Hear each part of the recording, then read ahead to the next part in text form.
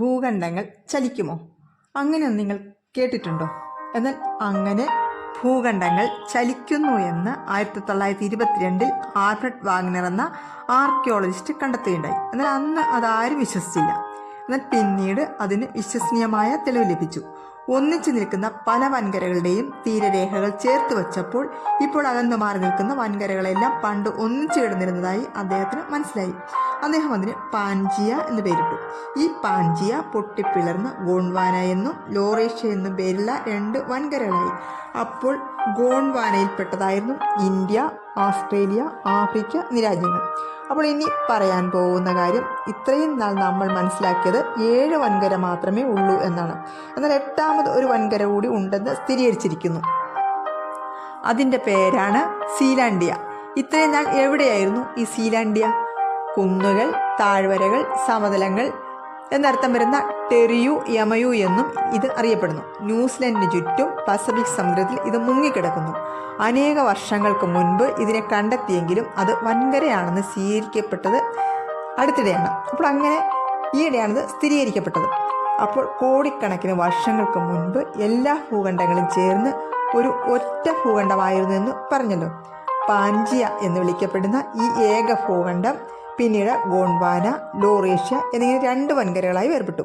ഇവ പിന്നീട് Asia, Europe, വടക്കേ അമേരിക്ക, തെക്കേ അമേരിക്ക, ആഫ്രിക്ക, ഓസ്ട്രേലിയ, അന്റാർട്ടിക്ക എന്നീ വൻകരകളായി രൂപാന്തരപ്പെട്ടു. അപ്പോൾ 100 ദശലക്ഷം വർഷങ്ങൾക്ക് മുൻപ് ഗോണ്ട്വാനയിൽ നിന്ന് വേർപെട്ട ഭാഗമാണ് ഇപ്പോൾ കണ്ടെത്തിയ സീലാൻഡിയ. അപ്പോൾ ഏതാണ്ട് 100 കോടി വർഷങ്ങൾക്ക് മുൻപായിരിക്കാം സീലാൻഡിയ രൂപം കൊണ്ടതെന്ന് ഈ അടുത്തിടെയുള്ള, അതായത് 2021 പഠനം വ്യക്തമാക്കുന്നു. 1642 ഡച്ച് നാവികനായിരുന്ന ആബേൽ താസ്മാനാണ് ഈ പ്രദേശത്തിനെ കുറിച്ച് ആദ്യം സൂചന നൽകുന്നത്. 1995 അമേരിക്കൻ ശാസ്ത്രജ്ഞനായ ബ്രൂസ് പീറ്റർ ലൂയൻസിക്കാണ് ഈ ഭൂപ്രദേശത്തിന് സീലാൻഡിയ എന്ന പേര് നൽകിയത്. എന്നാൽ അന്ന് അതിനെ ഒരു വൻകര എന്ന രീതിയിൽ പരിഗണിച്ചിരുന്നില്ല. ചില കൃത്യമായ മാനദണ്ഡങ്ങൾ വച്ചാണ് ഒരു ഭൂപ്രദേശത്തെ വൻകരയായി പരിഗണിക്കുന്നത്. അതായത് കുറഞ്ഞത് ആ പ്രദേശത്തിന് ദശലക്ഷം ചതുരശ്ര കിലോമീറ്റർ വിസ്തീർണം ഉണ്ടായിരിക്കണം. 2ാമത്തെ കാര്യം, അത് സമുദ്രത്താൽ ചുറ്റപ്പെട്ടതായിരിക്കണം. 3ാമത്തെ കാര്യം, ആ ഭൂപ്രദേശം വെള്ളത്തിന് മുകളിലായിരിക്കണം. എന്നാൽ സീലാൻഡിയ ഏതാണ്ട് 95% വെള്ളത്തിനടിയിലാണെങ്കിലും ഭൂമിശാസ്ത്രപരമായ ചില പ്രത്യേകതകൾ കൊണ്ട് സീലാൻഡിയ ഒരു വൻകര തന്നെയാണെന്ന് 2017 GNS സയൻസിലെ ശാസ്ത്രജ്ഞർ സ്ഥിരീകരിച്ചു. അവർ സീലാൻഡിയയുടെ വലിപ്പം, ആകൃതി എന്നിവ ശേഖരിച്ച് ടെക്സോണിക് ഭൂപടവും അതിൻ്റെ ബാത്തിമെട്രിക് ഭൂപടവും തയ്യാറാക്കി.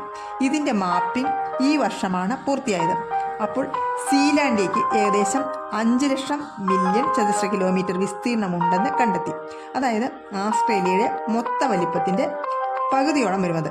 അങ്ങനെ സീലാൻഡിയയുടെ കണ്ടുപിടുത്തം ഭൂമിയുടെ അറിയപ്പെടാത്ത ചരിത്രത്തിൻ്റെ പല ഭാഗങ്ങളിലേക്ക് കൂടുതൽ വെളിച്ചം വീശുമെന്ന് കരുതപ്പെടുന്നു.